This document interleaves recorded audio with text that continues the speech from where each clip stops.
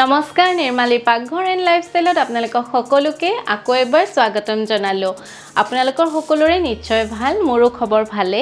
আজি মই আকৌ এটা নতুন ৰেচিপি লৈ আহিলো আপোনালোকৰ আগত, হেতু হৈছে পনীৰ মছলা। পনীৰ মছলা যেটো ধাবাবিলাকত দিয়ে যে অকমান তেনেকুৱাকে বনাবৰ কাৰণে চেষ্টা কৰিছো। তেতিয়াহলে আহক পনীৰ মছলা বনাবৰ কাৰণে আমাক কি ইনগ্ৰেডিয়েন্ট লাগে হেখিনি এবাৰ চাই লওঁ। পনীৰ মছলাৰ কাৰণে আমাক লাগিব পনীৰ, মই ইয়াতে পনীৰ 300 গ্ৰাম লৈছো। তাৰ পিছত লাগিব দৈ, দৈ ইয়াতে আধা কাপ লৈছো মই।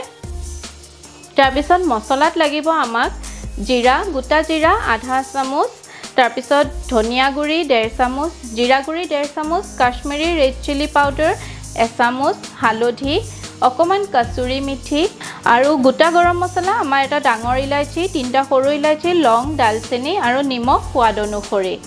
তাৰ পিছত লাগিব আমাক বাটাৰ, এটুকুৰ চিজ লাগিব, আদা নহৰুৰ পেষ্ট, তাৰ পিছত লাগিব পিয়াজ, পিয়াজটো একদম মানে ফাইনলি চপ কৰিছো মই। তাৰ পিছত লাগিব বিলাহী, বিলাহীও সেম ফাইনলি চপ কৰিছো, ধনিয়া আৰু আমাক লাগিব ৰিফাইন। আমি এটা কেৰাহীত ৰিফাইনখিনি দি ললো। ৰিফাইনখিনি প্ৰায় গৰম হৈছে। এতিয়া ইয়াতে মই পনীৰখিনি জাস্ট অকমান শ্যালো ফ্ৰাই কৰি লম।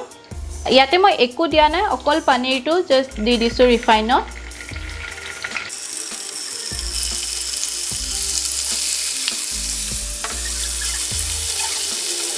যেতিয়ালৈকে আমাৰ পনীৰখিনি ভালকে ফ্ৰাই হৈ যায় তেতিয়ালৈকে মই ইয়াতে মছলাটো ৰেডি কৰিম।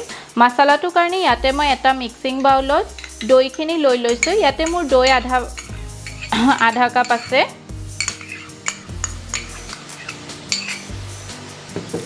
আৰু যিখিনি মোৰ শুকান মছলা আছিলে, জিৰা গুৰি, ধনিয়া গুৰি, কাশ্মীৰী ৰেড চিলি পাউডাৰ আৰু হালধি, এই মছলাখিনি মই মিলাই লম দৈখিনিৰ লগত। আৰু এইখিনি মই ধুনীয়াকৈ এটা মানে বেটাৰ এটা বনাই লম। দৈখিনি খুব ধুনীয়াকৈ ফেটি ল'ব আপোনালোকে। এই মছলাখিনি ৰেডি হৈ গ'ল। এতিয়া মই পনীৰখিনি নমাই দিম।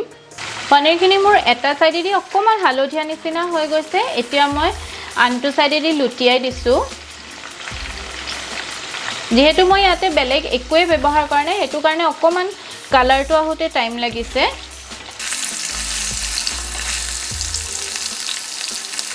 এইখিনি মোৰ হৈয়ে গৈছে আৰু এইখিনি মই এতিয়া নমাই দিম তেলৰ পৰা। মোৰ যিখিনি পনীৰ ভাজিছিলো তাৰে ৰিফাইনখিনি আছে আৰু ইয়াতে মই জাস্ট অকমান বাটাৰ এড কৰিছো। আপোনালোকে বাটাৰৰ জাগাত ঘিউ দিব পাৰে। এতিয়া মই ইয়াতে গোটা গৰম মছলা যিকিটা আছিলে, 3টা ইলাইচি, এটা ডাঙৰ ইলাইচি, লং 3টা আৰু দালচেনি অকমান, সেইখিনি মই দি দিছো। আৰু যিখিনি গোটা জিৰা আছিলে সেইখিনি দি দিম। এই গোটেই কামখিনি মই হাই ফ্লেমতে কৰি আছো। ইয়াতে মই এতিয়া যিখিনি পিয়াজ আছিলে কুটি থোৱা, সেই পিয়াজখিনি দি দিম।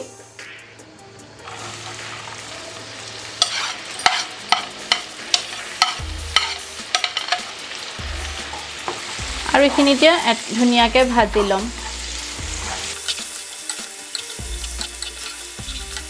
পিয়াজখিনি ভাজি হৈ গৈছে। যেতিয়া পিয়াজখিনি অকমান গোল্ডেন কালাৰ নিচিনা কালাৰটো আহিব, এতিয়া মই ইয়াতে আদা নহৰু পেষ্ট 1 চামুচ মিক্স কৰি দিম। 1 চামুচ আৰু অকমান দিছো। এইখিনি ভাজি থাকিম ধুনীয়াকৈ যেতিয়ালৈকে আদা নহৰু কেঁচা গোন্ধটো নাযাব।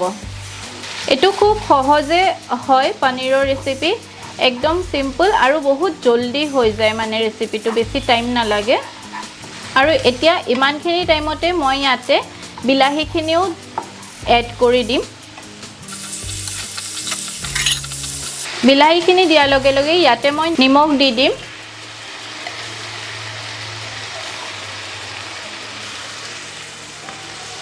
কাৰণ যেতিয়ালৈকে আমি নিমখ নিদিম বিলাহীটো পুৰা মানে গলি নাযাব, হেতু কাৰণে নিমখটো আগতে দি দিব লাগে।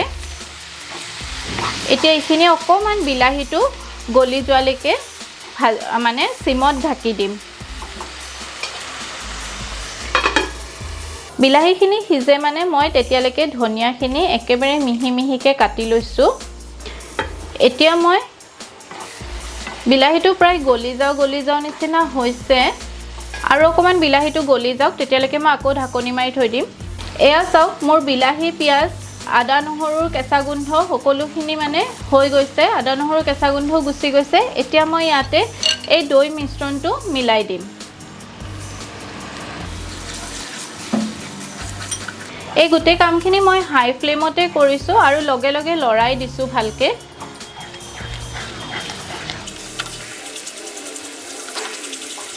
ইয়াতে মই অকমান পানী এড কৰি দিম ইয়াতে যিখিনি দৈৰ ঘোলটো বনাইছিলো তাতে মই হিনি পানী এড কৰি দিছো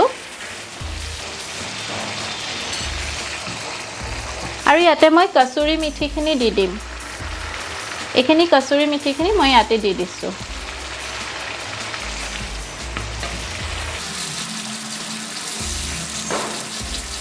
এখিনি মই তেতিয়ালৈকে ভাজিম যেতিয়ালৈকে তেলটো সেপাৰেট হৈ না যায় অকমান টাইম ভাজিব লাগিব প্ৰায় 10 মিনিট সময় ভাজিব লাগিব এনেকে এখিনি এবাৰ চাই ল এয়া চাও মোৰ তেলটো পুৰা সেপাৰেট হৈ গৈছে এখিনি মোৰ এতিয়া সম্পূৰ্ণ হৈ গৈছে ভাজ খোৱা এতিয়া মই ইমানখিনি জুখতে ইয়াতে পনীৰখিনি এড কৰি দিম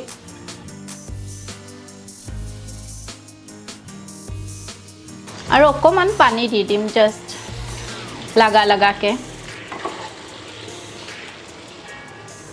ইয়াতে মই গৰম পানী ইউজ কৰিম অলপমান গৰম পানী দি দিছো এতিয়া মই এই গ্ৰেভিটো এটা ভালকে উতল আহিব দিম এটো একদম মই মানে ঠিক গ্ৰেভি এটা বনাম বেছি মানে পানী নহয় আৰু অকমান উতল এটা আহিব দিম মোৰ পনীৰটো প্ৰায় হৈ গৈছে এয়া চাও ইমান ধুনিয়া এটা গোন্ধ ওলাইছে এতিয়া মই ইয়াতে অকমান গৰম মছলা দি দিম মই গৰম মছলাটো ইনগ্ৰেডিয়েন্টত আপোনালোকক দেখুৱা হোৱা নাছিলে ইয়াৰ ওপৰৰ পৰা অকমান গৰম মছলা গুৰি ছটিয়াই দিম আৰু গুটেখিনি ধুনিয়াকে মিলাই দিম এখিনি মোৰ হৈ গল এতিয়া মই ইয়াতে ধনিয়া পাত দি দিম এয়াই আছিলে আজিৰ মোৰ পনীৰৰ ৰেচিপি পনীৰ মছলা ৰেষ্টুৰেণ্ট ষ্টাইলত আশা কৰো আপোনালোকৰ মোৰ এই ৰেচিপিটো চাই ভাল লাগিলে যি সকলে মোৰ চেনেলত নতুন তেওঁলোকে মোৰ চেনেলটো লাইক শেয়াৰ আৰু সাবস্ক্ৰাইব কৰিব আৰু ৰেচিপিটো চাই কেনে পালে হেতু কমেন্ট বক্সত কমেন্ট কৰিব নাপাহৰিব পুনৰ আকৌ এটা নতুন ৰেচিপি লৈ লগ পাম আজিলৈ আহো ধন্যবাদ